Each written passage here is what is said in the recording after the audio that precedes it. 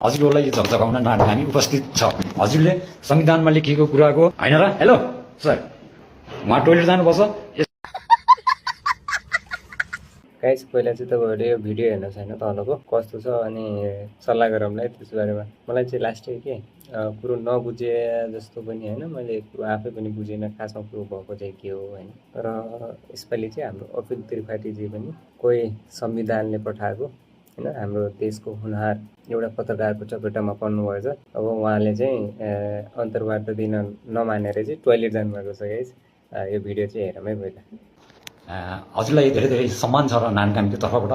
हजुर संविधानमा लेखिएको शब्दहरू, कानुनपट्टि भोगेका पीडाहरू, मान्छेको अधिकारमा पर्ने पीडाहरू लगायत नेपालमा एउटा सिङ्गो हाम्रो एउटा एकमात्र पत्रकार अभिजित त्रिपाठी हुनुहुन्छ। यहाँलाई मेरो नमस्कार छ र मेरो तर्फबाट भित्री मनबाट हजुरलाई सधैँ आशिष छ र हजुरलाई मैले ढोक सम्मान गर्दै हजुरसँग म यो संविधानमा लेखेको शब्दहरू। यहाँ त हजुर किन आउनु भएको, के प्रयोजनको लागि आउनु भएको, के समस्या भएर आउनु भएको, पहिले त्यो कुरा भन्नुहोस्। त्यसपछि तपाईँले रेकर्ड गर्नुपर्ने रहेछ भने गर्नुहोला। हजुर, जे गर्नुपर्छ त्यसपछि गर्नुहोला। होइन, संविधानमा लेखिएको कुराहरूमा पत्रकारहरूलाई पनि भोलि बिहान कानुनी फन्दमा उभिनुपर्छ।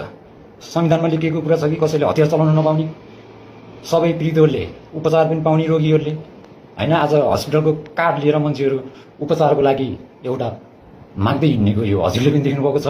अब यस्तो देशमा जेनजीको आन्दोलनदेखि लिएर सिचेकोले पनि हजुरको काठमाडौँमा लामो समय आन्दोलन। समस्या के हो त भन्नुहोस् त पहिला। सिचेको किन आउनु भएको यो त भन्नुहोस्। यो हजुरसँग सबैको सुटफुट हुन्छ। संविधानमा लेखिएको कुरामा हजुरहरू पनि भागी, पुलिसको कानुनमा हजुरहरू पनि भागीदार हुनुपर्छ। यो संविधानमा हतियार चलाउन नपाउने, जेनजीको आन्दोलन भयो, दुर्गा प्रसाईको पनि एकजनाको ज्यान गयो, स्टुडेन्टहरूको आवाज पनि हजुरको भन्नुभयो उहाँ शिक्षकहरूले। हामीले अब केही समयमा हामीले स्टुडेन्टलाई पठाइदिन्छौँ भनेर स्टुडेन्टहरूलाई पनि पठाएर गोली हानेर मारियो। युएसमा हजुरहरू पत्रकार चुप लाएर बस्नेको कारण के छ? संविधानमा त कसैले हतियार चलाउन नपाउने। हजुर यो कुराको हजुरहरूले त कुर्सीमा बस्ने मान्छे, जिउँदो मान्छेले अधिकार हजुरहरू जुन पोस्टमा बस्नुभएको छ।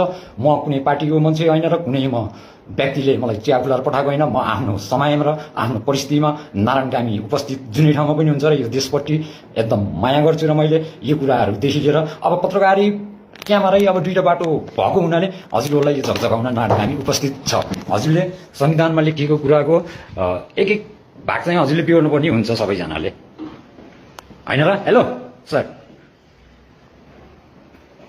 उहाँ टोइलेट जानुपर्छ, यसको जिम्मेवारी। अपिल त्रिपाठीजी जस्तो होइन यति क्षमता भएको मान्छेलाई चाहिँ उहाँले मुख बन्द गरेर मुखमा चाहिँ ताला लगाएर जाने बाध्य गराउनु भएको छ गाइस। मलाई त्यति